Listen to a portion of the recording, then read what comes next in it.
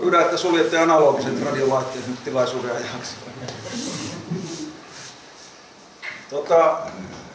Minun nimi on Timo Patana, OH Kuutonen Niiloville Kiideon ja toimin tässä talossa toisena toimitusjohtajana. Meitä on 2 toimitusjohtajaa, toinen pyörittää emoyhtiötä keskusosuuskunta Oulun seudun sähköä ja minä olen sitten sähkölaitospuolen johtaja, eli sähkön siirrosta vastaavana ja tuosta sähköverkkoyhtiöstä vastaavana. Lähdetään käymään läpi. Kalavoja on paljon, ottakaa semmoinen mukava asento, että voitte nukkua rauhassa. Olen tottunut puhumaan monotonisesti ja paljoilla kalvoilla, että katsotaan mitä tulee. Missä tahansa välissä keskeyttäkää, kysykää. DMR on minulle jo niin tuttu yli 3 vuoden ajalta, että varmasti pian monia asioita itsestäänselvyytenä enkä hoksaa välttämättä tässä kertoa, niin voi olla, että on jäänyt pois. Nämä kalvot varmaan laitetaan jollain konstilla jakoon tämän tilaisuuden jälkeen ja niitä pystyy sitten tarvittaessa täydentämäänkin, jos täällä tulee hyviä kysymyksiä, niin sen mukaan mennään. Ensi esitys. No DMR ensinnäkin, että mitä se on, niin se on ETSin standardiin perustuva digitaalinen radiopuhelinjärjestelmä, lähinnä tehty tuommoisen PMR-yrityskäyttöön. Ja ei tosiaan ole tehty alun perin amatöörikäyttöön, vaikka se on siihen hyvin adoptoitu. Standardi on ensimmäisen kerran valmistunut kesällä 2006. Terve Tomi. Ja standardista on olemassa 3 eri tasoa. Tier 1, joka on lähinnä simplex-liikennettä varten, Tier 2, joka on tämmöistä normaalia toistin tukiasemaliikennettä ja Tier 3, joka on tämmöinen trunking-taso.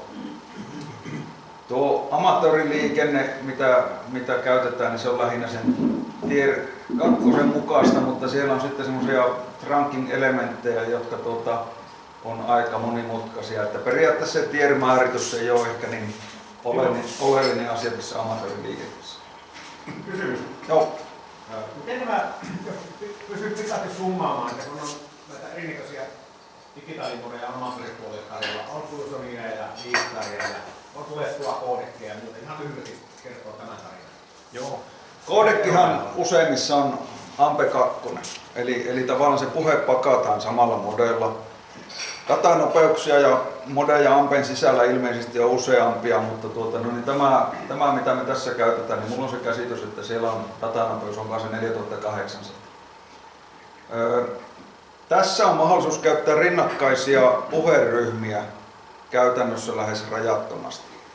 D-Starissa taas on sillä lailla, että se vie 1 kanavan per yhteys ja siellä se repeatereiden välinen liikenne perustuu reflektoreihin, missä on vähän erilainen ajattelu kuin tässä DMR-maailmassa. Sitten on olemassa myös niitä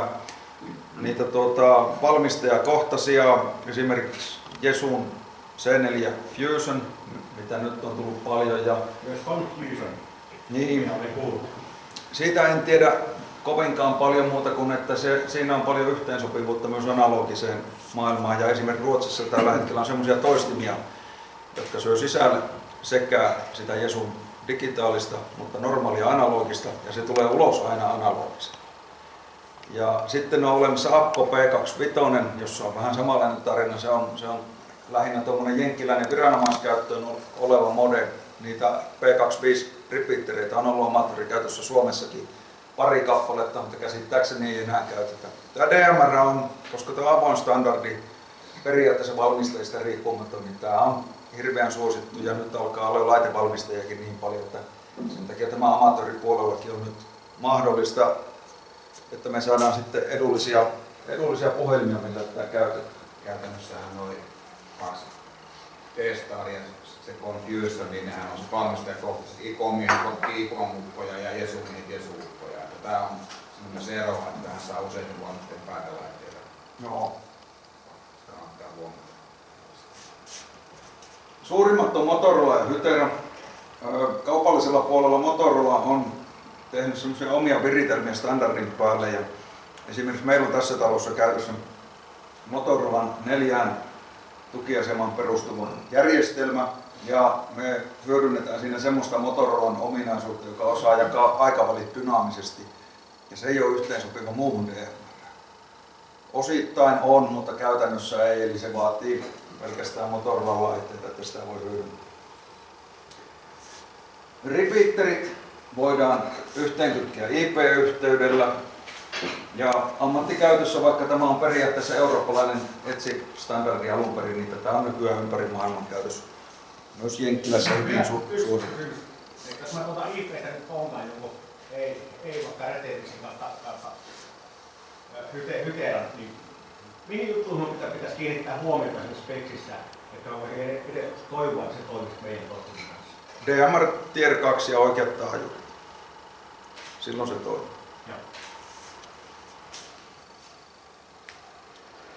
No, tuossa puhuin niistä aikaväleistä ja se ei välttämättä kaikille radioamatööreille, vaikka suurimmalle osalle varmaan onkin, niin selkeä asia.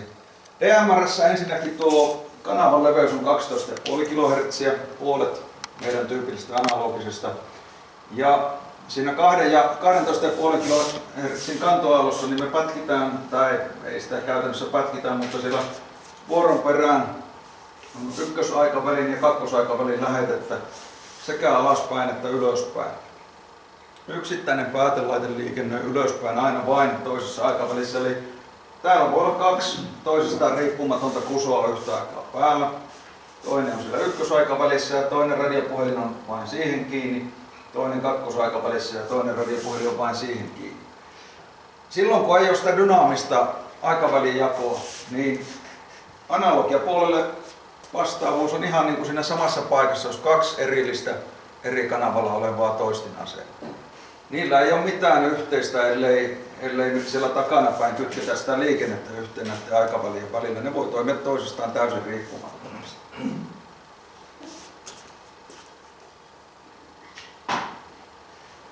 Minkälaisia yhteyksiä tässä tuossa ne tier-asiat olikin mainittuna, mutta täällä on sekä simplex että toistinliikennettä. Voidaan DMR-modella pitää yksilöpuheluita, eli tavallaan asemalta toiselle, jos tiedetään toisen aseman ID-numero ja on keino, miten radiotiellä päästään siihen toiseen asemaan kiinni, niin me voidaan yksilöpuhelu tehdä. Amatööripuolella käytetään hyvin vähän, mutta on mahdollista. Puheryhmät. Pääosa amatööriliikenteestä käydään puheryhmissä. Tarkoittaa sitä, että kaikki, jotka on valinnut käyttävänsä kyseistä puheryhmää ja ovat verkon kuuluvuusalueella tai toisten puhelimien kuuluvuusalueella, jos ollaan simplex-liikenteessä, kuulevat sen saman puheryhmän liikenteen. Ja jos eivät ole mahdollistaneet kuuntelulla, että kuulevat muuta, niin kuulevat vain ja ainoastaan sitä, vaikka samalla taajuudella olisi muidenkin puheryhmien liikenne. Esimerkiksi repeateria voi päivystää pelkästään Oulun alueryhmässä kuulematta OH-liikennettä, jos niin haluaa. Tekstiviestit toimii verkossa. Sanotaan, että tuonne kauemmas ei tällä hetkellä kovin luotettavasti. Mulla on se käsitys, että osa kansainvälistä liikenteestä on jopa estetty. Siinä on ilmeisesti syynä se, että alun perin DMR ei sisällä hirveän paljon älykkyyttä tekstiviestin välittämiseen, ja jos niitä lähetellään paljon, niin se saattaa laajalla alueella tukkia sitä IP-liikennettä ja tässä repeatereitäkin sitten. Mutta se on vain veikkaus, en tiedä oikeasti taustaa. Paikallisesti meillä tekstiviestit toimii, Suomen sisälläkin ne pääsääntöisesti toimii. Esimerkiksi Olli oli käymässä etelässä jollain hurvittelureissulla ja se ihan sen takia, että mukamassa on tehnyt jotain hyödyllistä, niin lähetteli sieltä tekstiviestiä, mutta todennäköisesti paineli hotelli Vantaaseen hyvin pian sen jälkeen. DMR radiotien yli on mahdollista myös hitaat IP-yhteydet rakentaa. Se ei ole kovin yksinkertaista, mutta se on mahdollista. Tiedän, että esimerkiksi tuossa yhdellä naapurisähköyhtiöllä niin on kokeiltu noita kauko-ohjattavien kytkinlaitteiden ohjauksia tällä. Telemetriaa, paikkatiedon siirtoa, osassa päätelaitteita on GPS olemassa ja sieltä periaatteessa voidaan sitä paikkatietoa vaikka tuoda APRS:n puolelta. Meillä ei ole tällä hetkellä tämmöinen ominaisuus käytössä täällä paikallisella toistella. Osassa päätelaitteita on myös IO-pinnejä, esimerkiksi mitä mulla on tässä Motorolan kapuloita, niin täällä on kyljessä lisälaitelihti, johon laitetaan monofonia tai datakaapeli, niin osa pinneistä voidaan sillä ohjelmointisoftalla parametroida niin, että vaikka kun tietyn pinnin maattaa tai vetää ylös, niin sieltä lähtee automaattisesti tekstiviesti tai jotain. Ja ID-tunnukset on kaikilla päätelaitteilla. Periaatteessa voisi olla joka päätelaitteella oma, mutta tyypillisesti ei ole mitään haittaa, että esimerkiksi samalla kaverilla on useampi radio samalla ID:llä. Me huomattiin muun muassa tuossa valvomossa, että siitä on hyötyä, että valvomossa 2 eri radiossa on sama ID. Jos ne on samassa puheryhmässä, niin normaalistihan ääni lähtee kiertämään. Mutta huomattiin, että kun niissä on sama ID, niin ne ei kuuntelekaan omaa ID:n lähetettä, ainoastaan muualta tulevaa. Eli kun toisella painaa tangenttia ja puhuu, niin toinen pysyy mykkällä. Sitten kun mennään eri puheryhmään, niin ne kuitenkin toimii molemmat itsenäisesti, vaikka on sama ID. Eli se on tuollaisen valvomon käyttöön aika kätevä. Amatööripuolella voisi ajatella sille, että jos sulla on autossa vaikka autokone ja käsikone, niin silloin niiden kesken ei tule kiertoa, jos ne on samassa puheryhmässä. Jos käyttää samaa ID ja ollaan samalla toista. Jos sulla on eri toistimella, niin veikkaan, että ei toimi samalla lailla. Ei ole tieto vaan arvo. No mitä DMR on radioamatöörin käytössä, niin paikallisia toistimia tälläkin hetkellä naapurimaissakin on semmoisia toistimia, mitkä ei ole kytketty verkon kautta mihinkään, vaan ne toimii vaan paikallisesti ihan niin kuin mikä tahansa toisti.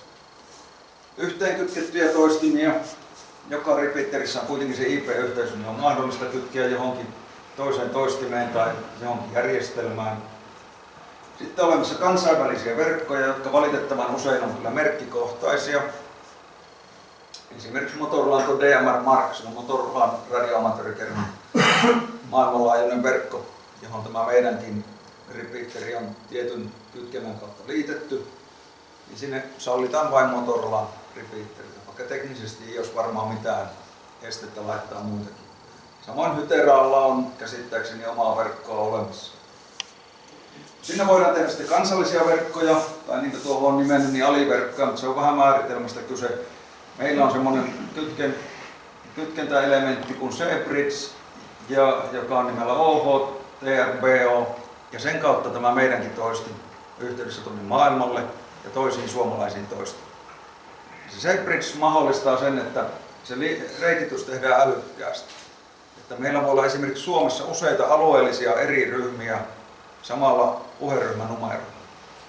Niin, että ne ryhmät ei kuulu toisiinsa, ne kuuluu vain paikallisesti. Mutta sitten meillä voi olla myös yhteisryhmiä, jotka kuuluu toisiinsa. Nyt muuten joku taas tulee. Ja tuossa on myöhemmin tästä vähän lisää. Ai se oli auto. Nyt mikä on semmoinen mielenkiintoinen uusi mahdollisuus, niin me pystytään ihan käsipuhelimella 70 sentin radiolla niin pitämään yhteyksiä ympäri maailman. Mullakin on lähes, no ei nyt tällä hetkellä joka ilta, mutta useamman kerran viikossa mun vanha kaveri, nykyinen ZL1 KLP, niin sen kanssa tuossa vaihdetaan kuulumisia. Ainut ongelma on se, että Uuteen-Seelantiin on kellossa lähes 180 asteen vaihesiirto. Silloin kun Riku nauttii punaviinistä, niin minua ei välttämättä naurata sitä. 70 senttiä on ykkösbandi DMR. Suomessa on tällä hetkellä vain amatöörikäytössä 70 sentin toistimia, mutta 2 metriä käytetään muualla jonkun verran. Ei paljon, mutta niitä on kuitenkin olemassa. Ja käyttäjillä on 7-numeroiset ID ja suomalaiset ID alkaa aina 244, eli se on meidän maanumero.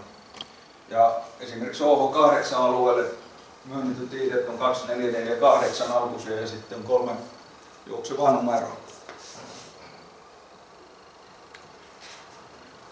Suomessa tällä hetkellä on 50 toistinta aktiivikäytössä ja sitten on erinäköisiä toistimia, mitkä on esimerkiksi demokäyttöön, leirikäyttöön tämmöiseen. Ja sitten yksi, mikä aika usein unohdetaan, niin Ahvenanmaalla ja Jumalassa on tällä hetkellä myös DMR-toistin ja se on kytketty tuonne Ruotsin puolelle käsittääkseni. Se ei ole osa tätä meidän OH-turboverkkoa. Kyllä me päästään silti sinnekin kytkeytymään, mutta eri menetelmiin kuin suomalaisiin toistiin. Täällä on Espoo, Lahti, en tiedä onko se aktiivikäytössä, Pasila on, Lahti on, Tampereella on ainakin 11 tällä hetkellä aktiivisena, samaten Lappeenrannassa, sitten on tämä meidän Oulun toistin.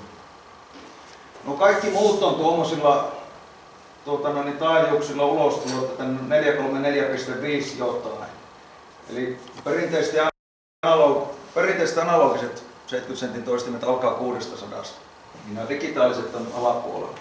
Tämä meidän nyt, kun se on koeajossa, niin me käytetään Oulu 8 RUA-tunnusta, joka on ollut meillä käytössä analogisella toistimella. Me käytetään sen taajuutta, koska se on meidän luvan mukainen taajuus, ja meillä on käytössä se analogisen toistimen duplexeritkin. Eli se on nyt koekäytössä tuossa tämä yhtiön lämpövoimalolla, joka on tuossa Zeppelinin vastapäätä. Siellä on semmoinen sininen 45 metriä korkea savupiippu, niin siellä on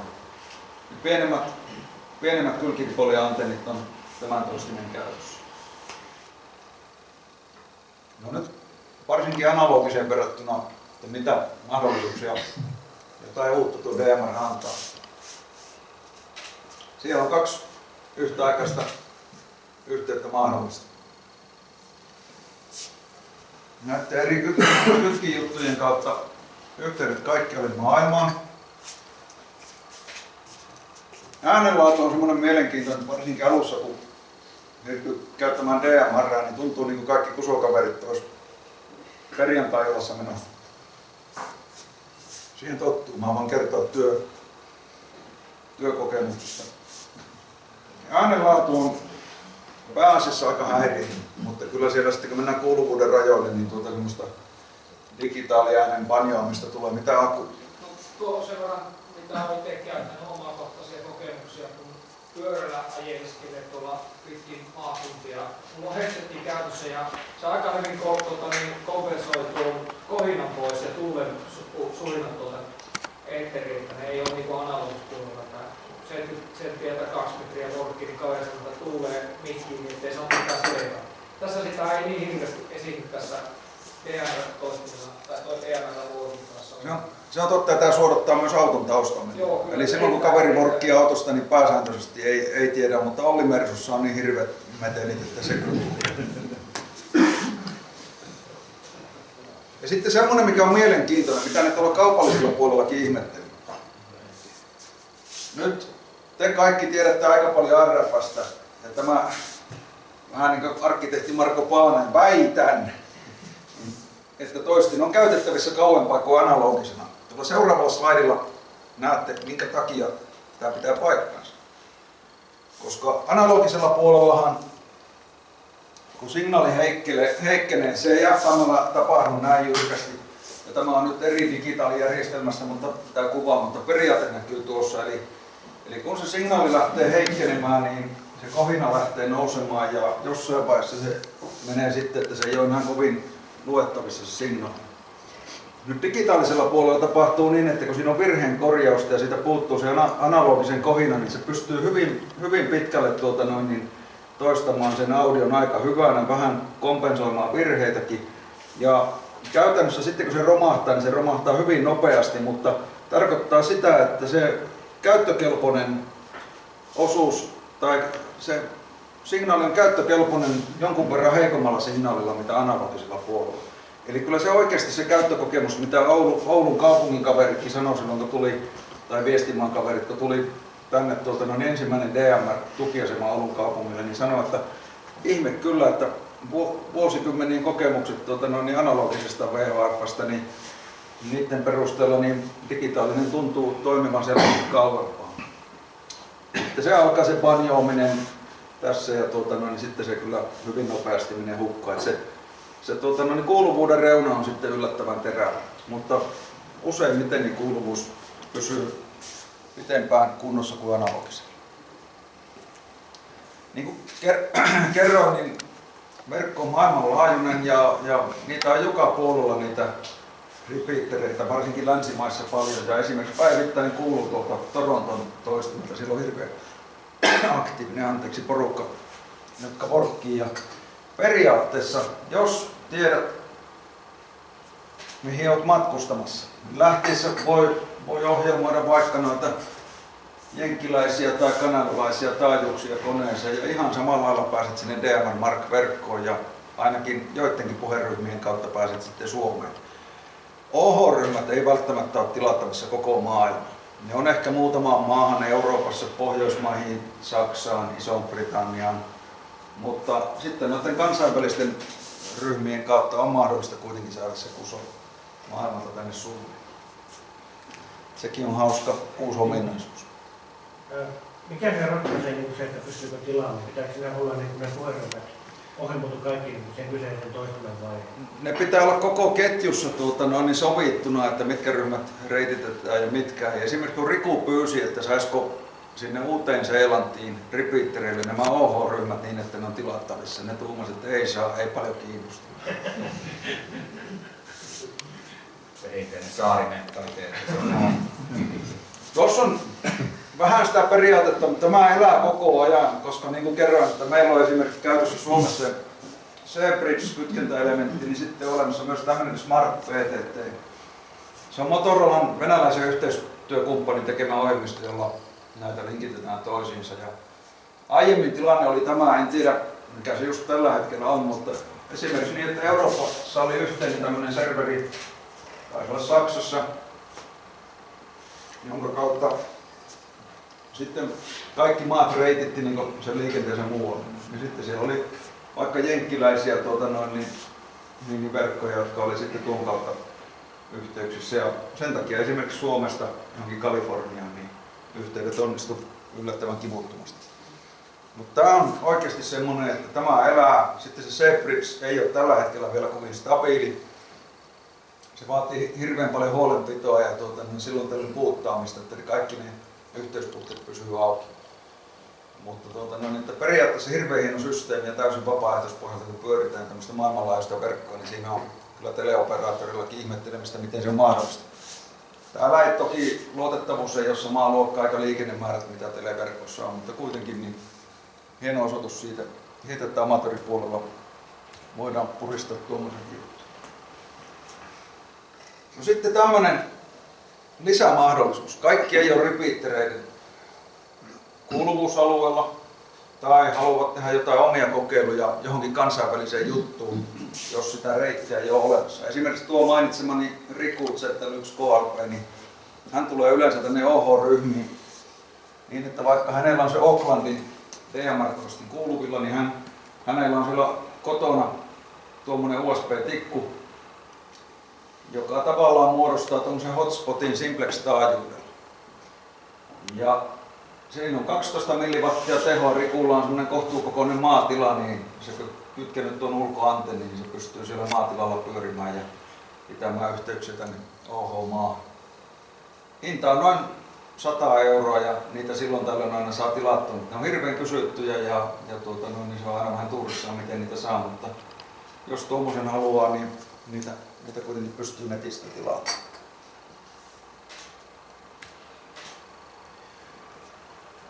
Sitä tikkua käytetään tämän näköisellä PC-softalla. Sitä voidaan käyttää myös esimerkiksi Raspberryssä. Siihen on olemassa omat Linux-softatkin. Ja tällaista voidaan käyttää sitä tikkua myös D-Star, DP, PMR. En muista, oliko siellä jotain muitakin modeja. Taisi olla tuo Jesun Fusion nykyään kanssa. Ja täältä voidaan valita, että minkä kautta se tikku reitittyy, millä taajuudella se on paikallisesti, sitten että mihin ryhmään se on yhteydessä ja sitten noista muista modeista en tiedäkään mitä kaikkia siellä on. Tästä näkee aina, että ketä sieltä kautta on yhteyksissä ja se piirtää logia, se piirtää RSS ja kaikkea. Ja nyt kun käytetään tuon Brandmeister-järjestelmän kautta tätä, meillä Suomessakin on tuommoinen Brandmeister nykyään, mihin nämä tikut kiinnittyy, niin sieltä voidaan joko web-käyttöliittymän kautta tai softaversiosta riippuen tämän ohjelman kautta valita, että mihin puheryhmään se siellä DM-verkossa reittyy. Ja nykyään on mahdollista, että pääsee esimerkiksi tähän OH8-regionin ryhmään tuon kautta. Aikaisemmin se ei ollut, pääsi ainoastaan siihen OH-ryhmään, mutta nyt periaatteessa suuri osa puheryhmistä, mitä niin verkon kautta on tavoitettavissa, niin tavoitetaan tällä järjestelmällä. No sitten, mä näköjään aika vauhdikkaasti puhun, kun ollaan jo tässä kalussa. Miten noita aikavälejä ja puheryhmiä amatööripuolella käytetään? Meillä tässä OH Turbo-verkossa tuo aikaväli 1, niin se on pääasiassa kansainvälisen liikenteeseen. Mä voisin tuohon laittaa taustalle tämän päivystämään. Yeah, warm weather is on the way. Okay, I just want to acknowledge your signal sounding good here in North America. I just want to let you know that you're doing quite well. I say good morning from New York. Yeah, we're coming up before I leave. Yeah, we're coming up just before. Elikkä siinä oli Worldwide-ryhmässä kaveri, joka on New Yorkista lähdössä. Niin tuo ykkösaikaväli on tosiaan varattu pääasiassa kansainväliseen käyttöön, mutta siellä on monien kotimaisten puheryhmien tavallaan toissijainen käyttömahdollisuus on tuo ykkösen puolella. Kotimaan liikenne on pääasiassa aikavälissä 2, mutta niin kuin sanoin, niin se on mahdollista myös aikavälissä 1. Ja sitten siellä on hirveän paljon semmoisia mahdollisuuksia erilaisiin roaming-liikenteeseen ajastettuihin etäyhteyksiin, että jos halutaan vaikka olla muualla Suomessa, vaan päästään mille tahansa DMR-toistimelle, niin jos on ohjelmoituna puheryhmä 2448, niin sillä päästään sieltä muualta tänne Oulun paikalliseen tai alueryhmään 8. Tarkoittaa sitä, että jos olet vaikka siellä Pasilan toistimella, niin kuin se Olli silloin retkillään oli, niin kun painaa tangenttia tässä ryhmässä, niin sieltä muodostuu yhteys tänne, joka on ajastetusti päällä tietyn määrän minuutteja. Tuossa myöhemmin on taulukot kauanko se on. Ja niin kauan kun se timeri ei ole kulunut loppuun, niin se kaikki liikenne, mitä täällä Oulun regionissa kuuluu, niin kuuluu siellä paikkakunnalla, missä se on aktivoitu, niin tuossa 2448 ryhmässä. Sama toisinpäin. Jos mä haluan vaikka brittiläisen ryhmän kuuluville täällä, niin mä menen puheryhmän 235. Katsotaan, onko se tässä. Niin, puhun nyt noin. Mutta menen puheryhmän 235, painan tangenttia sen verran, että se menee läpi asti. Ja sen jälkeen sen tietyn minuuttimäärän. Kaikki brittien kansallinen liikenneryhmässä 235.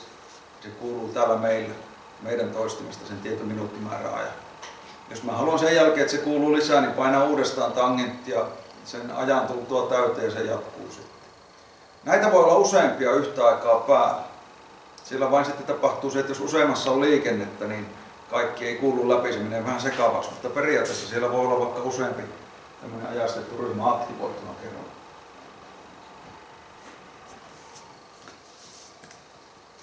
Tuossa on, että mitä kaikkea tässä Suomen järjestelmässä, siitä muutama rivi puuttuen jätin ihan vain säästääkseni näitä kalliita kalvoja, niin osaan pois. Mutta mä voin käydä nämä lyhyesti läpi, niin näette, että mitä mahdollisuuksia sillä on. Eli tämä Worldwide, mikä tuossa äsken kuului, se on numerolla 1. Tämä kuuluu kaikissa DMR-markkijärjestelmän toistimissa. Se on semmoinen, mikä pitää olla saatavilla. En tiedä, onko se määräysten mukaan oltava vielä niin, että se aina kuuluu vai voisiko se muuttaa tilattavaksi, koska tämän ryhmän heikkous on se, että kun se on tarkoitettu niin kuin kansainväliseksi kutsuryhmäksi, niin siinä hirveän paljon pidetään kusoja ja ne on kieltämättä, jos se on kuulolla, niin vähän häiritsevä. Jos se on mahdollista muuttaa semmoiseksi, että sekin on tilattavissa, niin se voisi olla ihan järkevää, että siirrytään semmoisen. Siitä pitää varmaan puhua sitten Eerikin kanssa. Hän varmaan tietää tilanteen tarkemmin, että onko se luvallista. Jos on vaan kytkeytynyt DMR-mark-verkkoon, kyllä me periaatteessa omalla repeaterillä saadaan muuten tehdä mitä haluaa. Sitten on kakkosryhmä, joka on Euroopan laajuinen ja periaatteessa siellä voidaan pitää ihan kusoja sitten mistä tahansa Euroopan alueella olevalta toistimelta toiseen. Erilaisia kielikohtaisia puheryhmiä. Tässä on saksankielinen ryhmä, jossa on 15 minuutin ajastin. Aika paljon käytetty englanninkielinen ryhmä numero 13, se on aina päällä. Ja sitten on tämmöisiä erilaisia aktivoitavia, tuossa englanninkielinen, jossa on 5 minuutin aikaraja, pohjoismainen, jossa on 5 minuutin aikaraja ja geneerinen. Eli periaatteessa jos vaikka sulla on kaveri jossain maailmalla ja ette löydä muuta yhteistä toimivaa puheryhmää, jos molemmilla toistimilla on tämä 119, joka on käyttäjien aktivoitava, niin molemmat painaa tangenttia siinä ja se sen jälkeen niiden 2 repeaterin välillä alkaa niin kuin liikenne kulkemaan siinä ryhmässä. Jos samaan aikaan joku haluaa jostain muualta maailmasta liittyä siihen, niin se on mahdollista. Eli ei se mikään privaattiyhteys ole, vaan se on nimenomaan niiden repeatereiden alueelle, jotka on aktivoinut tämän 119. Mutta se on semmoinen mahdollisesti, jos ei löydy muuta yhteystapaa keskinäisen kusotteluun, niin tuon kautta voi sen tehdä. Samaten on olemassa sitten toinen vastaava 129. Sitten täällä on pohjoismainen ryhmä 27, mutta mulla on semmoinen mielikuva, että pohjoismaisia ryhmiä on muutakin. Osa näistä tiedosta saattaa olla numeroiden osalta vanhentunuttakin, mutta se selviää googlettamalla, tutkimalla nettiä. Sitten on näitä maakohtaisia, niin kuin mainitsin. Näistä kaikki ei tällä hetkellä toimi. Syy saattaa olla siinä, että meidän päässä ne on ehkä konfiguroitu, mutta esimerkiksi Tanskan suhteen tilanne on se, että tällä hetkellä ilmeisesti sillä Tanskan päässä kaikki parametrit ei mene yhteen meidän Sebriksen kanssa. Ja nähdään, että iltaisin on tanskalaisten kansallisessa verkossa on hyvin paljon liikennettä, mutta vaikka sen koittaa täältä käsin aktivoida, niin se ei kuitenkaan täällä kuulu oikein. Että siellä on jotain parametrikytkentähäiriöitä, mutta täällä on Ranskaa, Italiaa, tämä brittiryhmä 235, tämä on hyvin aktiivinen ja tätä välillä tulee ihan mielenkiintoista laitetta taustalle itsekin pyörimään, että painaa sen tangentin kerran ja sen jälkeen se kuuluu 15 minuuttia sitten tulla ykkösaikavälin puolelle. Ruotsin ryhmä on ihmeen hiljainen, eli sen kautta on kokeillut useammankin kerran yhteyksiä, mutta ilmeisesti ruotsalaiset ei hyödynnä niin paljon tuota kansallista ryhmää. Ja sitten on, Saksalla on 262.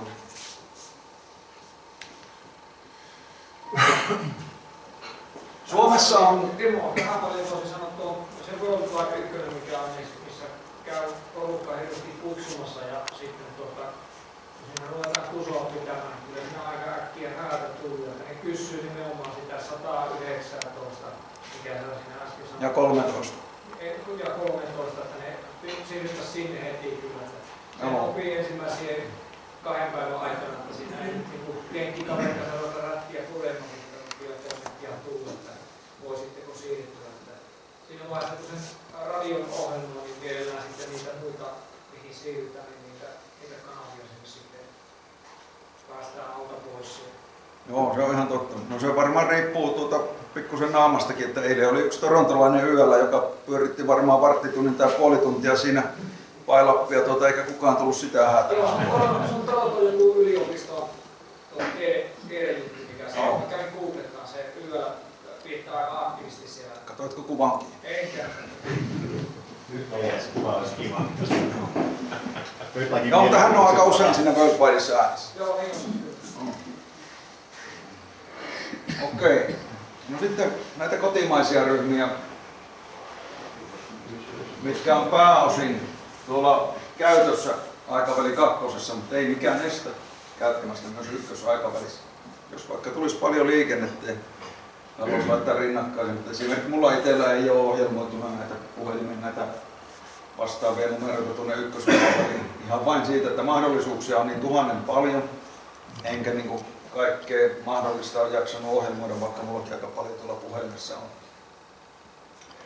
OH-ryhmä on 244 ja tällä hetkellä kun OH-maassa ei kuitenkaan niin hirveä ole tuo liikennetiheys, niin hyvin paljon myös paikallista liikennettä käydään tuossa ryhmässä. Mitä Markku? Finlandin secondary TS1, niin pitäisi olla kumminkin niin ohjelmattu siihen toistimeen, että se toimii silloin. Toistimeen sitä ei tarvitse tehdä siellä Sebritkissä. Joo, mutta kumminkin pitää olla siellä ohjelmattu, mutta mihin se? Joo, kyllä. Joo. Toistin periaatteessa paikallisesti toistaa kaiken. Eli toistimille voit tuupata mitä tahansa liikennettä, niin se kaiuttuu paikallisesti, mutta se mitä muualle, niin se on sitten Sebritkestä kiinni. Ja periaatteessa mä voisin tuossa vaikka näyttääkin, kuinka hankala se Sebritken konfaussysteemi on. Se on semmoinen, että se on tämä esitelmäperän kaikkia parametrisivuja sitten. Sitten on alueryhmät, regionit. Ja tämä on siitä mielenkiintoinen, että tämä on kaikilla toistimilla sama numero, mutta ne ei liity toisiinsa sen alueen ulkopuolella.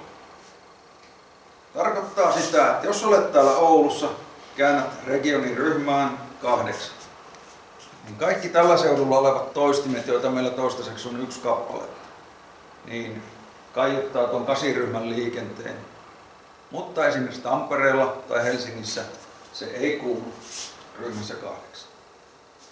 Vaan siellä voi olla vaikka Tampereella rinnakkainen keskustelu käynnissä ryhmässä 8, ja se kuuluu kaikilla Tampereen alueen toistimilla ryhmässä 8. Eikä kaiutu tänne meille. Erikseen on olemassa, niin kuin sanoin, ne remote-yhteydet, jolla voidaan sitten tilapäisesti saada se Tampereen liikenne kuulumaan, mutta silloinkaan se ei kuulu täällä ryhmässä 8.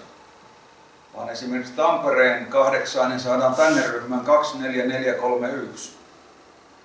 Kuulostaa vähän monimutkaiselta, mutta se ei käytännössä sitä ole, ja kun meilläkin on niin pieni toistinmäärä kuin Suomessa on, niin siinä ei ole sinänsä ongelmaa, mutta se vaatii vähän semmoista aivojumppaa, ja mä en ole tähän nyt piirtänyt, mä oon niin huono Commodorella piirtämään, että en ole piirtänyt sitä kaavioina sitä logiikkaa, miten se menee. Mutta periaatteessa kaikilla alueilla, jos käyttää tuota 8, niin ne alueen toistimet toistaa sen liikenteen. Onko siellä sille, että jos Oulun lääniin tulee enemmän toistimia, esimerkiksi Kuusamo, Raahe ja nämä, niin ne on sitten kaikki se OH8 piirialueella oleva? Lähtökohtaisesti näin, mutta käytöksestä riippuu, että pääseekö raahelaiset siihen esiin. Ei, kyllä se näin justiin menee, ja me Suomessa varmaan ensisijaisesti lähdetään niin kuin vanhojen OH-piirien mukaan, mutta esimerkiksi tällä hetkellä on jo, että Tampereella ja Lahdessa on oma regioniryhmänsä. Siellä on kuitenkin aika paljon liikennettä esimerkiksi Tampereen seudulla. Ja tuossa kun katselee tuolta logista, niin lähes joka ilta joissain alueryhmissä on liikenne. Hyvin paljon tässä Oulu-alueellakin, niin siellä 8-ryhmän puolella. Ja onko siellä Ahvenanmaan toisille mitä mahdollisuutta täältä? Onko se ihan Sinne pääsee, niin mä en ole nyt perehtynyt siihen niin syvällisesti, mutta muistaakseni se on kiinni jossain ruotsalaisessa ryhmissä. Joo. Ainakaan sitä ei näkynyt tuolla Sepritken listoilla, ja silti Ahvenanmaalta, mä oon kuullut Ahvenanmaalta liikennettä tuohon OH-ryhmään, kun oliko OH0KCE jutteli jonkun Tukholman seudulla olevan kanssa, niin ne jutteli OH-ryhmissä. En tiedä, miten se tarkalleen menisi. No sitten oli nämä, mitä kerroinkin, tämmöiset, että päästään sinne regioniryhmään tilapäisesti jostain muualta. Jos vaikka halutaan pääkaupunkiseudun toistimille täältä, niin täällä laitetaan timeslotti 2 ryhmä 244 ja numero 2 eli vähän niin kuin OH2.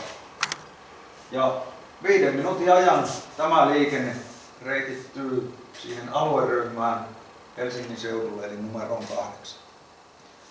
No näissä 2 päässä eri numeroilla, mutta liikenne on täysin sama. Pysyykö liikenne aikavälin pitempään, jos siellä tapahtuu paikallisesti liikennettä? Ei, mä oon nyt siihen nyt perehtynyt ja tutkinut niitä timereita, koska ne näkee sieltä Sepritken näytöltä. Kun se liipastaan päälle, se aika lähtee kulumaan, ja kun se on täynnä, niin se tippuu pois, kunnes painetaan uudestaan PT. Mutta vaikka siinä välissä painaa PT, niin se ei nollaa sitä ajasta. Okei, joo. Semmoinen kysymys tuosta, kun tuo 2442 sitten on tuohon radioon ja halutaan pitää selmoita, kun tuonne Helsinkiin, niin kuuluuko se Oulussa sitten TG8 vai? Ei vaan 2442. Joo, eli se pitää olla nimenomaan sitten se kolmas, niin se, joka kuuntelee sitä liikennettä. Juuri näin. Hyvä.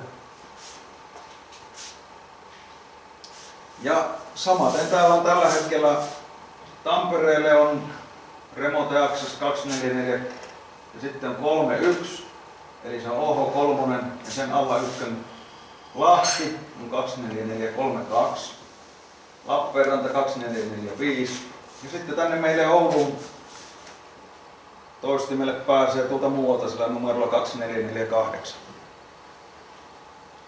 Ja nyt se 8 oli semmoinen alueellinen ryhmä, missä kaikki alueen toistimet on kiinni. Jos halutaan vain sillä yhdellä toistimella täysin paikallinen yhteys, niin silloin käytetään puheryhmää 9. Sitä voidaan käyttää kummassa tahansa aikavälissä, mutta esimerkiksi itse olen käyttänyt sitä tuossa kakkosaikavälissä, joka on ensisijaisesti minulle kotimaan yhteyksille. Mutta ei mikään estä menemästä ykkösen puolelle. Se vaan pitää muistaa puhelimeen ohjelmoida sillä. Ja tämä 9 on semmoinen, että se on vain sen toistimen alueella. Siitä ei lähde liikennettä tuonne muualle. Eikä siihen pääse halutessaankaan muualta kiinni. Joo, vielä kysymys sitä tuosta remontista, että jos nyt joku Helsingistä ottaa Oulun 2448 yhteyden, niin näkyykö se täällä niin kuin TG8? Kyllä. Joo.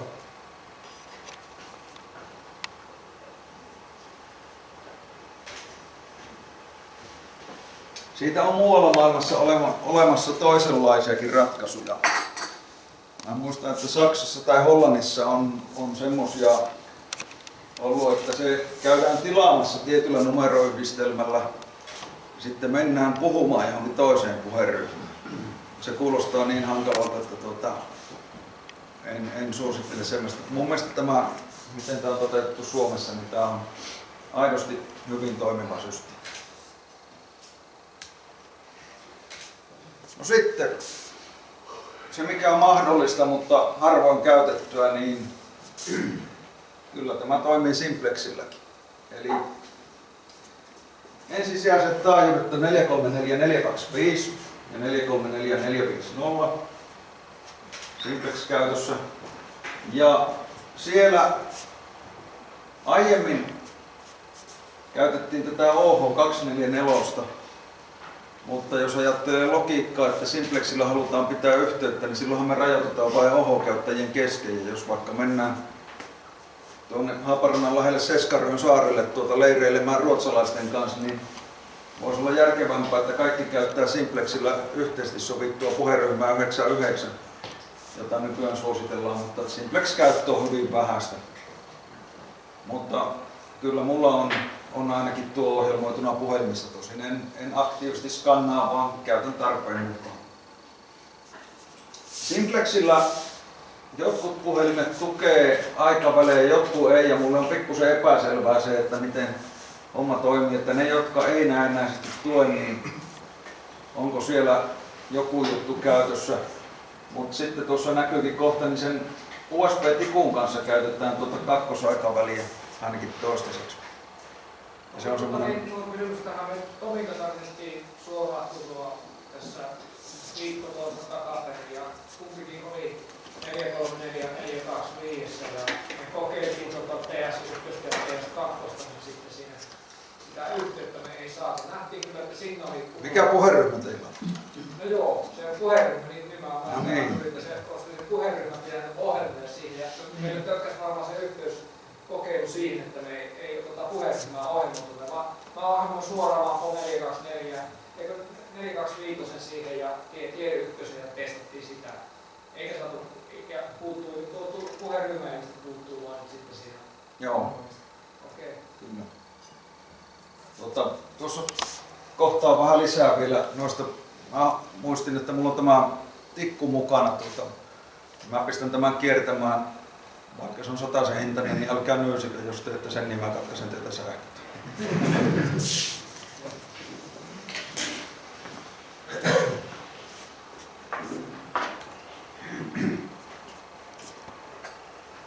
Tuossa on sitä USB-tikun. Mä voisin piirtääkin tästä pikkusen, saa Jiikin jumpata tuon kameran kanssa. Mä ensin selostan tekstin. Silloin kun on käytössä tuo USB-tikku, niin tikun ja puhelimen välillä ensinnäkin valitaan tietty Simplex-taajuus. Itse käytän tuota samaa 434425. Mulla on kotona tuo aika usein päällä. Ja aikaväli on aina tuo 2 ja tikkua vasten puheryhmä on aina tuo 9. Eli sama mikä toistimissa on paikalla. Se ei kuitenkaan tarkoita, että se liikenne menisi tuonne maailmalle puheryhmään 9. Se on ainoastaan se, että se yhteys tikun ja puhelimen välillä, onko siellä komponenttia irti? Joku tuolla vilistää. Heti saitte rikki. Korvausvaatimus tulee sen sähkölaskullisen. Onko irti? Joku lusikka on hengissä. No, se pitää ehjätä vielä tänne. Älkää pudottako, jos siinä ei ole reikä. Niin tää Puheryhmä 9 on käytössä ainoastaan siis sen tikun ja puhelimen välillä. Se mitä tapahtuu siellä takana määrää sitten sen, että mihin puheryhmään se liikenne reitittyy. Ja se voidaan joko siellä Brandmeisterin web-sovelluksessa tai versiosta riippuen siinä PC-ohjelmassa sitten määrittää. Jos halutaan vaikka tähän maan kattavaan OH-puheryhmään liikennöidä, niin valitaan sieltä 244. Tikun kautta kun vorkitaan, niin vaikka se on tuommoinen viritelmä, niin ID-numerot välittyy. Eli jos vaikka Etelä-Suomessa joku puhuu repeaterillä, painaa tangenttia, niin se tulee koko ketjun kautta siihen USB-tikulle ja näkyy tuossa puhelimen näytöllä paikallisesti sen lähettävän pään numero. Tekstiviestit ei välity tikun kautta ainakaan toistaiseksi. En tiedä onko semmoinen tulossa. Uskoisin, että ohjelmallisesti on mahdollista, mutta ei ainakaan vielä. Mä piirrän tähän sen periaatekuvan, se varmaan näkyy vähän huonosti, mutta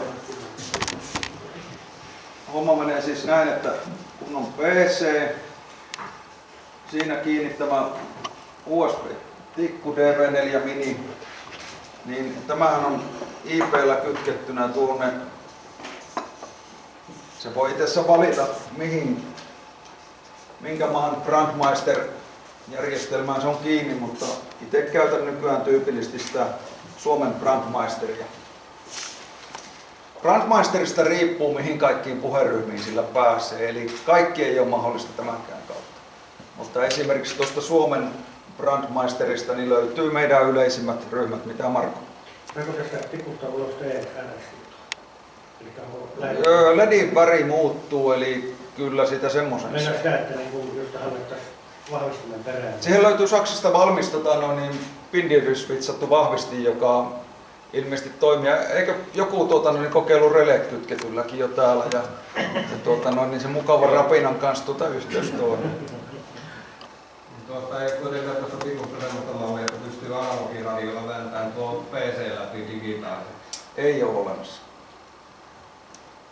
Ja homma menee siis sillä lailla, että tässä välillä se on TS2, puheryhmä 9, mutta sitten tänne se voidaan web-sovelluksella valita esimerkiksi 244 tai jos halutaan vaikka jostain Ouluun, niin 2448 tai se voi olla vaikka Tampereelle 24431 ja monia muitakin ryhmiä. Se on hirveä määrä ryhmiä, mihin tällä pääsee kiinni. Tämä väli menee aina puheryhmässä 9 ja siinä on sekin hyvä puoli. No, hyvä ja huono. Mulla on itsellä parannusehdotuksia tähän, mutta ei varmaan ole mahdollisuutta urveltaa niin paljon. Eli silloin radiossa tarvii vain yksi muistipaikka pyhittää tähän käyttöön. Ja silti täällä voidaan aina valita sitten se, että mihin se liikenne oikeasti menee. Se mikä siinä on hyvä on tosiaan, että se varaa vain sen yhden puheen tai tuon muistipaikan, mutta se mikä, onko jollain analoginen itse Jalkapuuhun. niin se mikä siinä voisi olla hyvä kehitysmahdollisuus, ja mä uskon nämä kaverit tulee vielä semmoisen tekemään, että jos täällä lähetetäänkin jotain muuta puheryhmää, niin se automaattisesti tekisi sen muutoksen niin, että se reititys muuttuu siihen valittuun puheryhmään. Se ei ole tällä hetkellä mahdollista, eli tällä hetkellä puhelimissa käytetään vain sitä TG9. Olen käyttänyt kotona niin, että se on mulla tuossa repeaterikuuntelun rinnalla käytössä ja nykyään toimii varsin luotettavasti tuon kautta. Ei ihan niin luotettavasti kuin toistimen kautta, mutta sanotaan, että riittävän hyvä. Jos haluaa mennä johonkin mökille tai muualle, niin kyllä tämä menee ihan täydesti. Tämä oli mulla hiihtolomalla esimerkiksi tuolla kun oltiin tunturissa niin käytössä ja en montaa kosoa pitänyt, mutta sen verran testasin, että toimii. Oikein kätevä kotkotus, varsinkin jos se ei ole toistimen kuuluvuusalueella, niin tuolla pääsee niin kuin DMR:llä sitten aloittamaan liikenteen ja samalla radiollahan voi sitten liikennöidä kulkiessaan sitten niillä käytössä olevilla toistimilla muualla päin. No miten pääsee DMR:llä sitten alkuun? Sieltä DMR Markin sivujen kautta löytyy linkit, mistä voi anoa itselle ID-tunnuksen. Eli esimerkiksi tällä seudulla se muodostuu automaattisesti 2448 ja juokseva numero, joka on nyt varmaan jossain 25-30 välillä menossa. Sen verran täällä on rekisteröityjä ID tällä hetkellä. Ja radion tietysti voi hankkia, tuossa on kohtaa muutama esimerkki, että minkälaisia radioita on tällä hetkellä saatavilla. Jos et asu toistimen kuuluvuusalueella, niin se ei ole tässä tapauksessa rajoite, eli tuolla USB-tikulla pääsee yhtä lailla ääneen. Ihan kaikki toiminnot ei toimi, esimerkiksi tekstiviestit, mutta niitä hyödynnetään ainakin toistaiseksi hyvin vähän. Että kuitenkin se puheliikenne toimii, jos vain saa sen emokoneen sitten nettiin kiinni. Olemeli ja Jussi Bauvorki ihan autosta jakaa vain tuon tikun omalle kännykälle sen netin. Joo. Sieltä piettää mobiilikusoja siellä, missä ei toistumia ole. Toimii äärettömän hyvin kyllä. Tuli yllättynyt itsekin.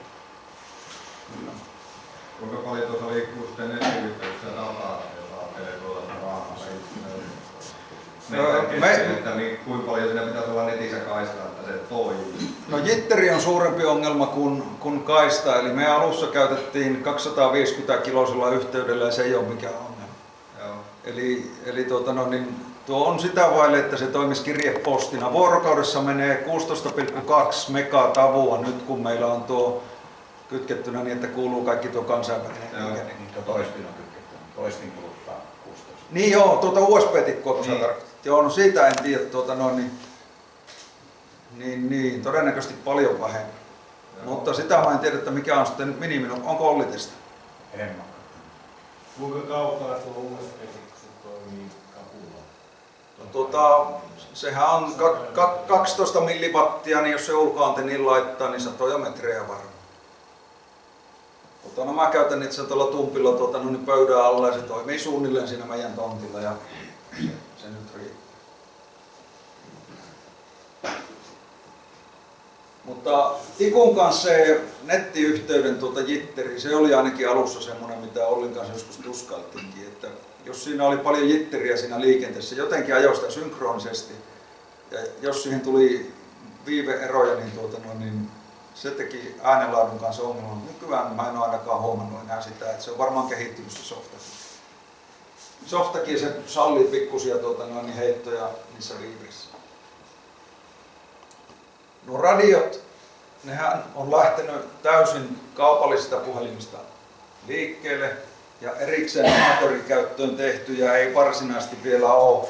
Toki esimerkiksi tämä kanadalais-kiinalainen Connect Systemsin puhelin, niin tämä on tehty ehkä amatöörimarkkinaa varten, mutta siitä huolimatta niin tämä on aika pitkälle kopio Motorolan ykkösgeneraation puhelimista, eli käytännössä tämä pitää kuitenkin ohjelmoida ihan niin kuin kaupalliset radiot ohjelmoidaan. Näppäimistöltä on hyvin vähän ohjelmoitavissa näissä radioissa. En tiedä, tuleeko siihen jossain vaiheessa merkittäviä muutoksia, mutta toisaalta näissä on niin paljon parametroitavaa, että se näppäimistöltä ohjelmointi on aika hankalaakin. PC:llä ohjelmointi on oikea tapa ja sanotaan käytännöllisin tapa. Ja varsinkin kun valmiita parametrisettejä on olemassa. Esimerkiksi tämä Retevis, jota myyään myös Hytera vai Tytera nimellä. Tytera.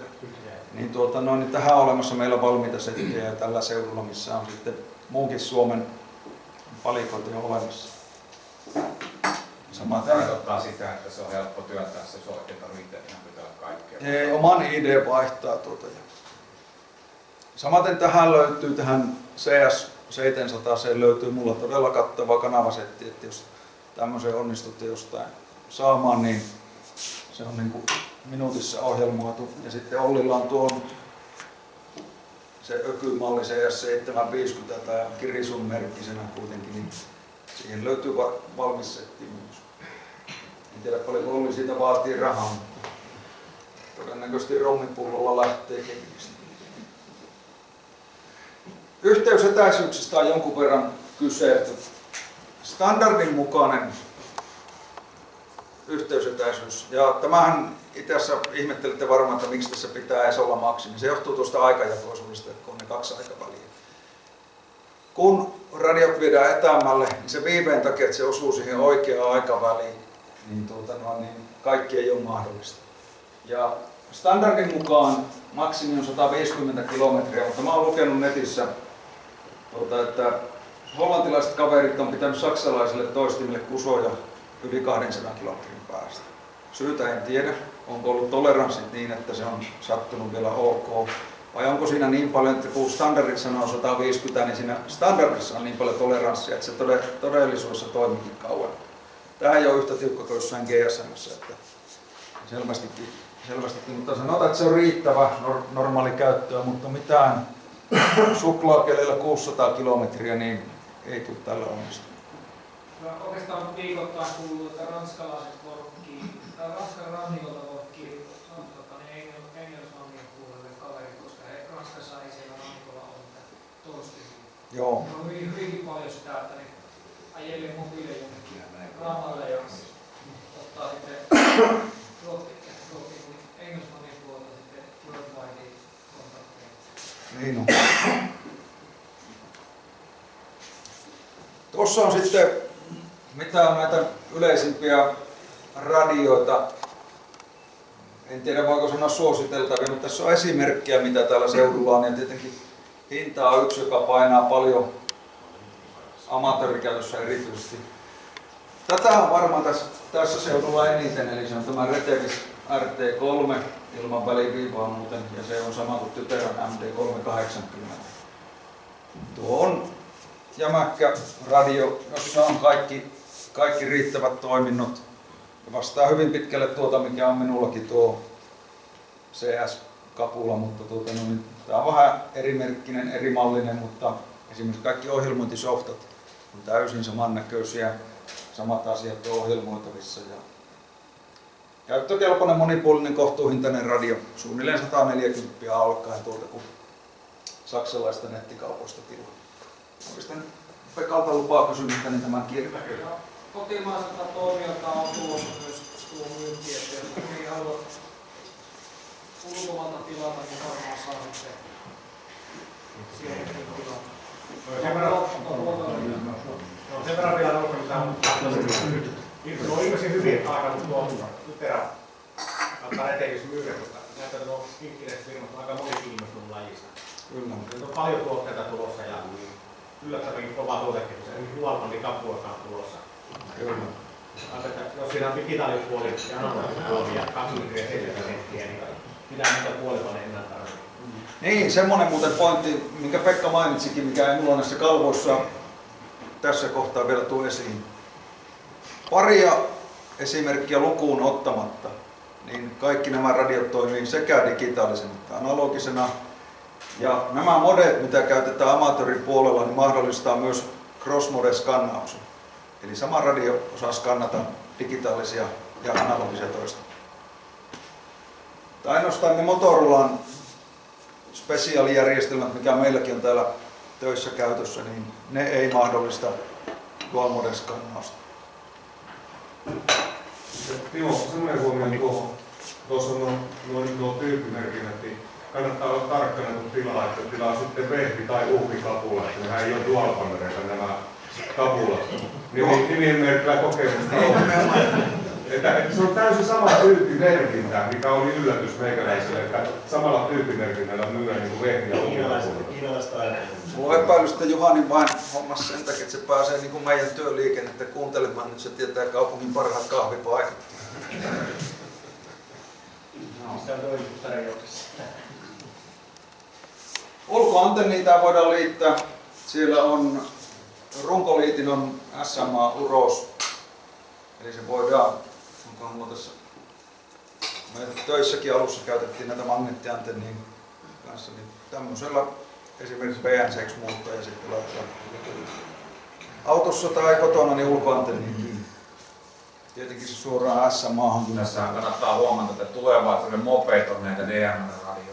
Kun näitä poistuu näistä niin teidänkin käytöstä, niin täällä on sitten varmaan kerho pitkään käsi odottamassa näitä radioita. Kyllä. Tämmöinen Näin se on. Miksi 3 vuotta, mikä on postoaika, niin se tulee täällä? niin. Pappa jatkoo niitä jo. Joo.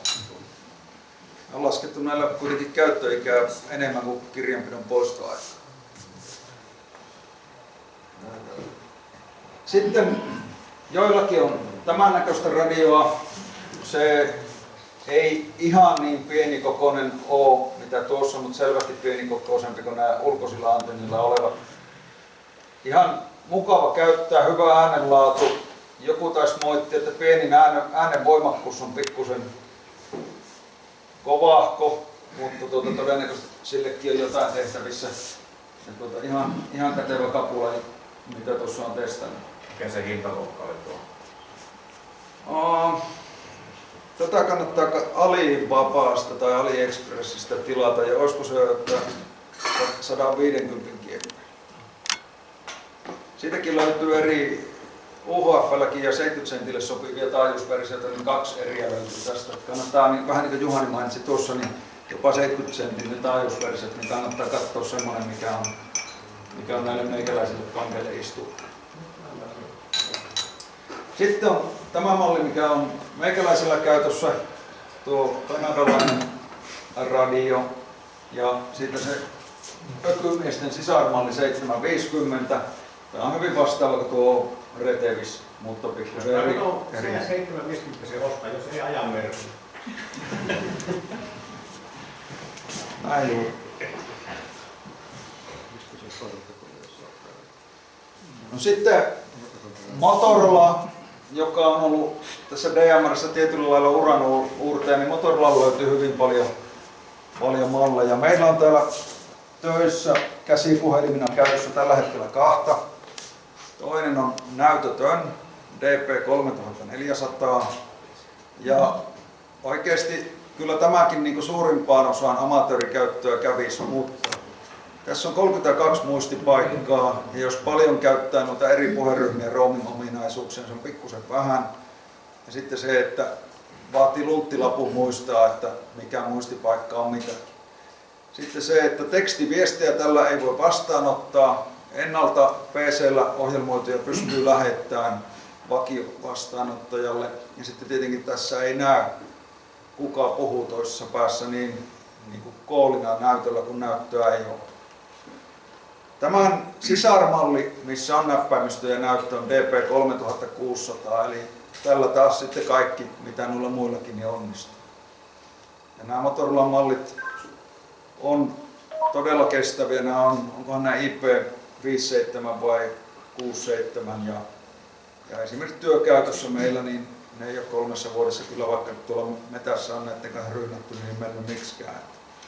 Käypäisiä radioita pikkusen kalliita, sanotaan alkaen 300, jos jostain oikein huudatettuna netistä löytää, mutta lähempänä 500-600 noin niin kuin normaalikaudessa. Pekka. Joo, ja sen verran, että näyttää nyt siltä, että Yasu eli Vertex, onko se periaatteessa vähän Motorolakin? Joo, Vertexin standard on nykyään Motorolaan ykkössä. Joo, niin niillä olisi nyt hamipuolikkuus tuoma sanotaan. Joo. Tavallaan ne tekee niitä ammattipuhelimia, niistä niillä nyt on tuoteroppapeissa lähtöistä näitä hamiversioita. Joo, kyllä. Mä pistän nämäkin kiertään, niin nämä on nyt muistipaikka 11, mikä on meidän firman käytössä oleva kaupallinen Simplex-taajuus, eli kyllä sillä voi nyt tässä testata, mutta ei ole amatööritaajuudella, että tiedätte.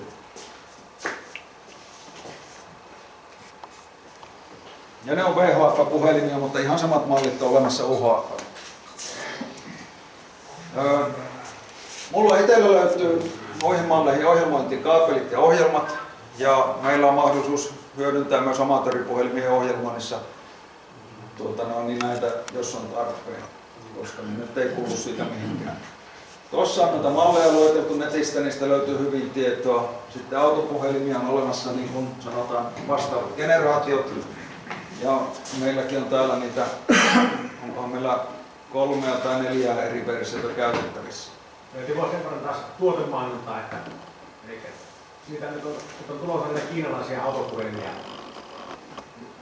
Jos on julkaistu, mutta hinta ei ole vielä tiedottu, todennäköisesti tulee olemaan erittäin järkeviä. Kyllä. 20-40 wattia ja tosi sitten melkein sinne paneeleita. Joo. Jos tilaatte näitä netin kautta Jenkeistä tai jostain muualta, niin amatööripuolellehan ei ole ongelmaa esimerkiksi CE-merkinnän kanssa samalla lailla kuin ammattipuolella. Ja tuotteet on oikeasti täysin samoja, mutta niissä on vain eri tyyppimerkinnät tuolla jenkkimarkkinoilla ja Mulla on tuossakin tullut näköjään pikku typo. Tuo alempi on eurooppalaiselta mallimerkinnältään DM3600 tai 3601, jos siinä on kepsi. Niin Jenkeissä vastaavat on 4500 vanhempi versio tai 4550 uudempi samannäköinen. Niin ne on näitä XPR-malleja. Eli Motorolan tuotteet on Jenkeissä kaikki nulla XPR-tuotenimillä.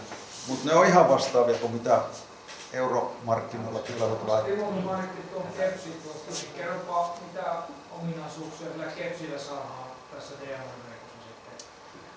No jos ihan rehellisesti sanon, niin en tiedä. Sen tiedä, että Tampereella ja pääkaupunkiseudulla sitä on jonkun verran käytetty ja kokeiltu ja ilmeisesti se paikkatieto voidaan sieltä välittää APR:ssä.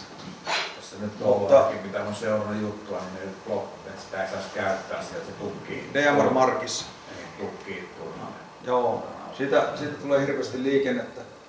Kyllä sillä pystyy välittämään sitä paikkatietoa, mutta tällä tietoa esimerkiksi niin, kun katselee noita puhelimia, niin ei varmaan kannata pistää paljon paukkuja siihen, että nimenomaan hankkii GPS-mallin, jos se on kalliita.